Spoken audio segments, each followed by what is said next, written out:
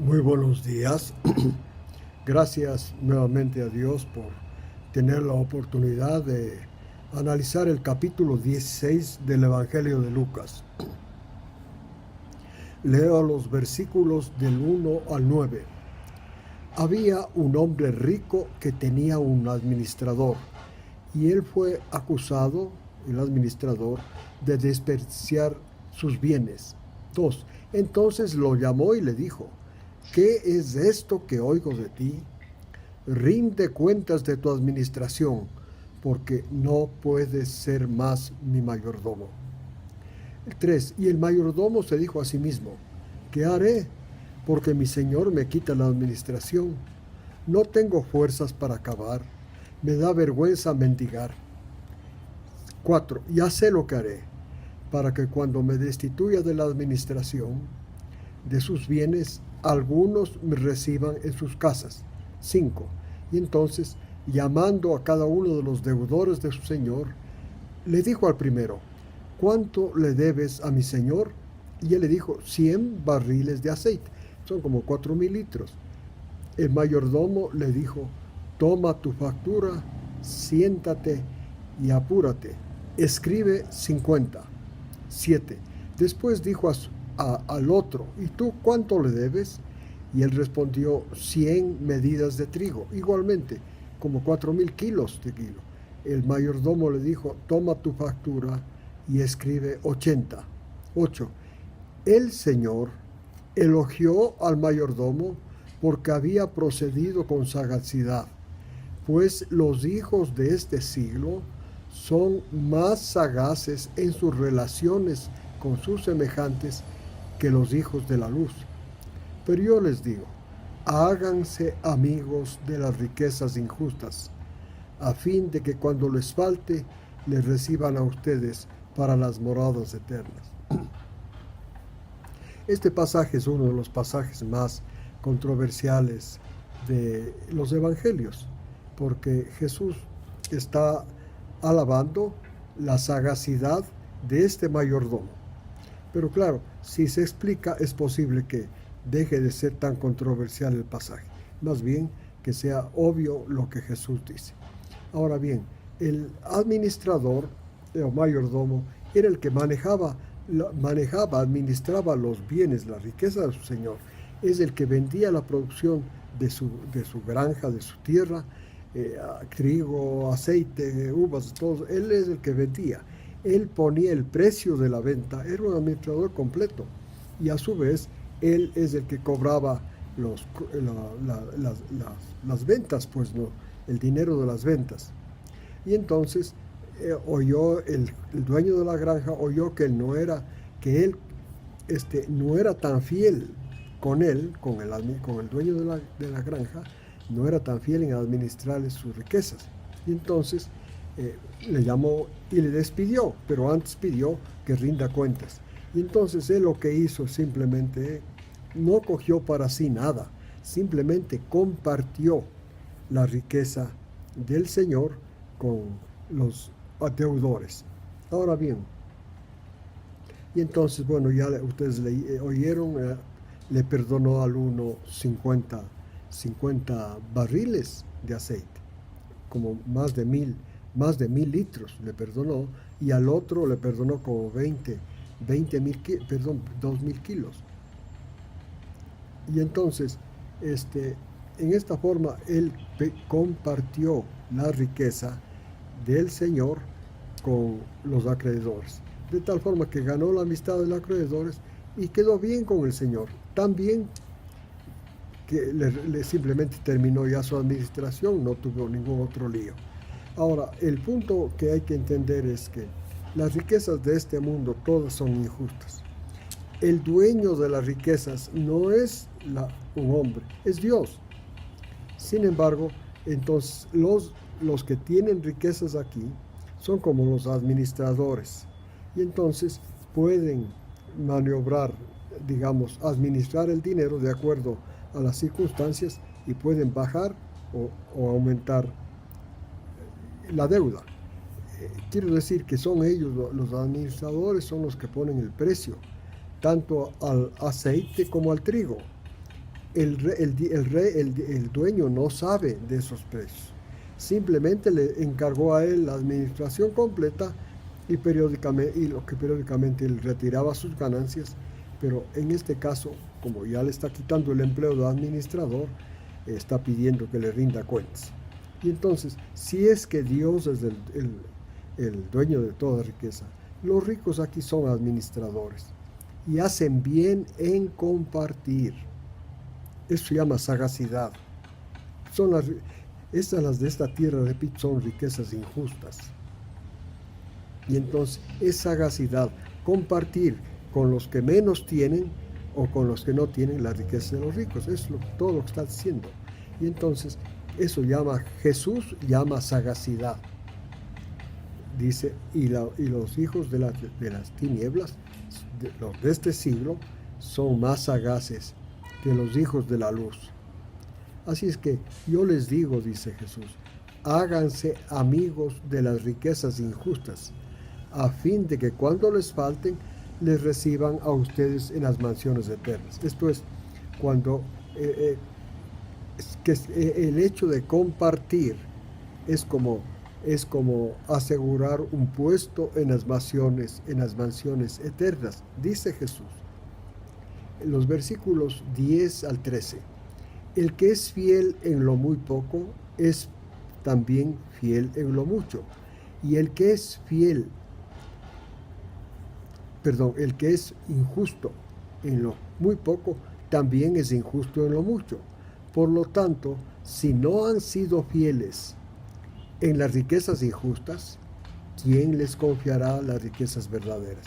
La fidelidad aquí en las riquezas injustas, que son las de esta tierra, es en compartir con los que no tienen. Versículo 12. Así es que si no han sido fieles en lo ajeno, las riquezas de aquí de la tierra, ¿quién les dará lo de ustedes? El que no comparte, dice. Eso quiere decir, el que no comparte en esta tierra, ¿quién les dará a ustedes las riquezas que les corresponden? Ningún siervo puede servir a dos señores, porque aborrecerá a uno y amará a otro, o se apegará a uno y despreciará a otro.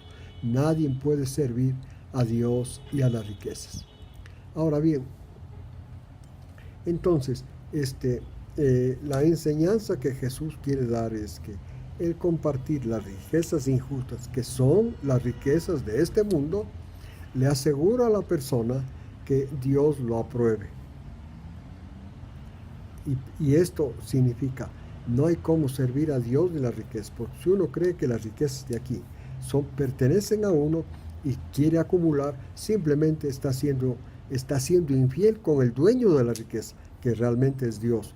El dueño de la riqueza, que es Dios, según en la parábola que Jesús presentó, espera que aquí los que administran la riqueza aquí compartan, como hizo el administrador infiel de la parábola que leímos. Así es que no hay cómo servir a Dios y a las riquezas. A Dios se le sirve distribuyendo la riqueza de este mundo que realmente pertenece a Él. Ahora, los fariseos eran amantes del dinero y estaban escuchándole a Jesús y oían todo esto y se burlaban de Él. Versículos 15 dice, y Jesús les dijo, ustedes son los que se justifican a sí mismos delante de los hombres, pero Dios conoce sus corazones, y lo que entre los hombres es de alta estima, abominable es ante Dios. Está hablando de las riquezas. Lo que para los hombres es de alta estima el ser ricos, para Dios no. Para Dios es abominación. Y ustedes van a ver lo que sigue hablando Jesús al respecto.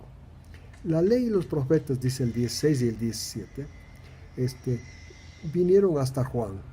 Ahí termina el pacto antiguo. Desde entonces ahí termina la enseñanza del pacto antiguo. Desde entonces se anuncian las buenas nuevas del reino de Dios y muchos se esfuerzan por entrar en él. 17. Aunque es más fácil que el cielo y la tierra pasen, dejen de existir, que un ápice de la ley deje de cumplirse. O sea, hasta Juan se cumplió toda la ley. Sí, no está hablando de la obediencia de los seres humanos, sino del objetivo de la ley, de las funciones reales de la ley. 18. Todo el que se divorcia de su mujer, aquí añade un tema un poquito extraño a lo de las riquezas. Todo el que se divorcia de su mujer y se casa con otra, comete adulterio. Y el que se casa con la divorciada del marido, comete también adulterio. En realidad, entonces, a menos que no sea por adulterio, porque Jesús explicó eso después, el divorcio realmente no está permitido entre cristianos, pero siempre que no haya adulterio. Cuando hay adulterio, sí, está permitido. El 19 dice, había cierto hombre rico que vestía de púrpura y de lino fino, y celebraba cada día fiestas con esplendor. 20. También un pobre llamado Lázaro estaba en el suelo, en la puerta de la casa del rico, cubierto de llagas. Ansiaba saciarse de lo que caía de la mesa del rico. Además, los perros venían y lamían las llagas. La condición del pobre era realmente miserable. 22.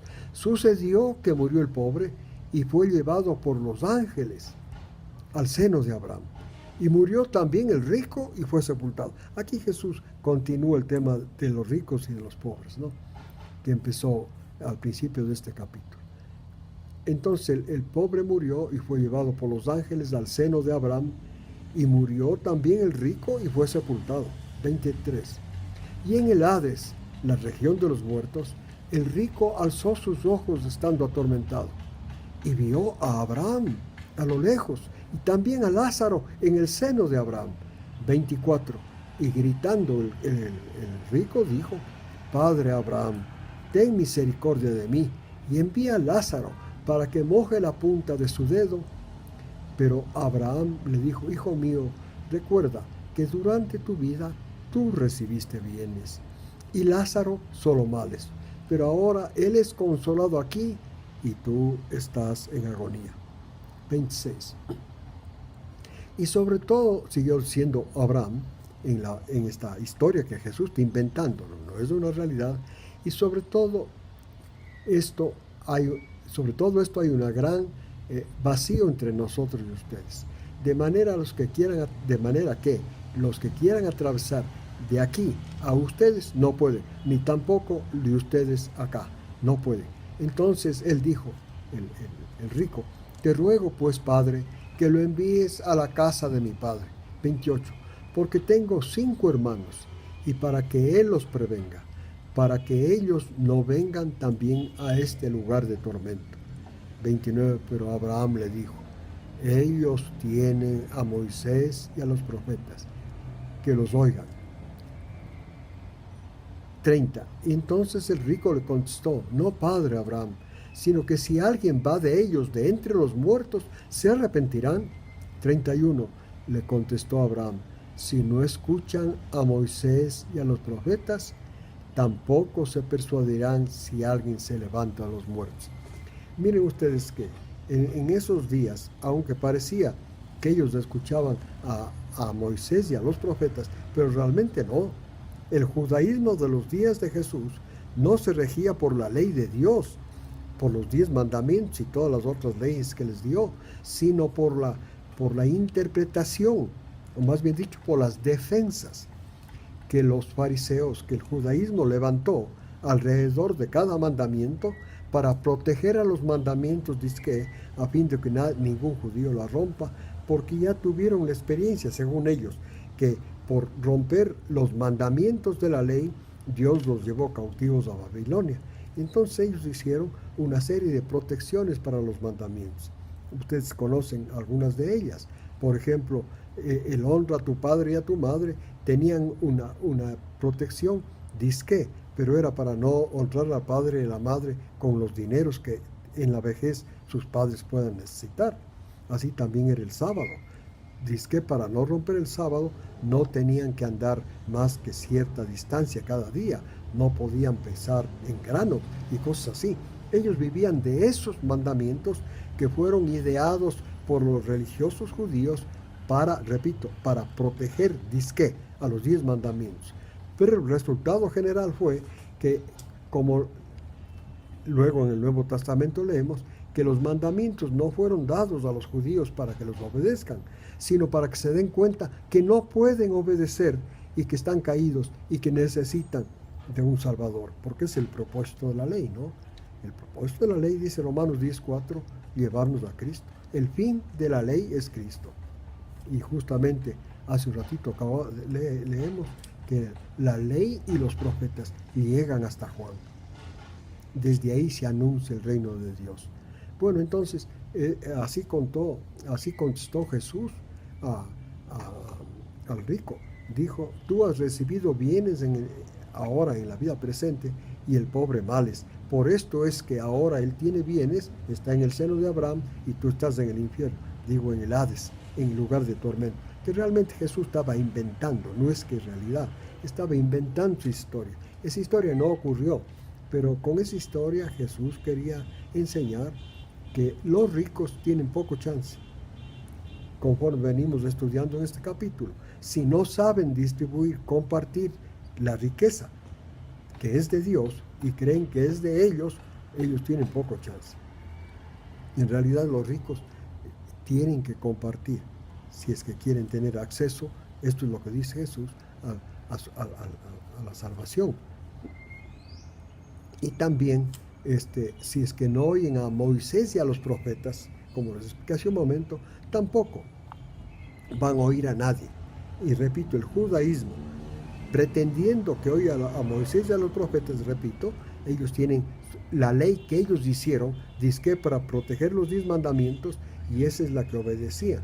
Y es por eso el joven rico dijo, yo sí obedezco, porque seguí esa ley, pero no los 10 mandamientos. Lo mismo ahora. Hay la mayor parte de religiones, muchas religiones dicen guardar los mandamientos, pero en realidad no guardan. Y 2 o 3 en particular hablan de que guardan el sábado, yendo a la iglesia. Es muy parecido a estas disposiciones que hicieron los fariseos para proteger el sábado. En vez de no andar, se van a sentar en una iglesia y creen que eso es guardar el sábado. No, si quieren guardar el sábado de acuerdo a la ley, tienen que ir a ver lo que dice la ley de Dios en Éxodo 20, Éxodo 32, Éxodo 31, Isaías 58. Hay una cantidad de disposiciones imposibles de cumplir. Justamente fueron dados para que la persona se dé cuenta que no puede guardar la ley de Dios y que es pecador y que necesita de un Salvador. Así es que les agradezco por,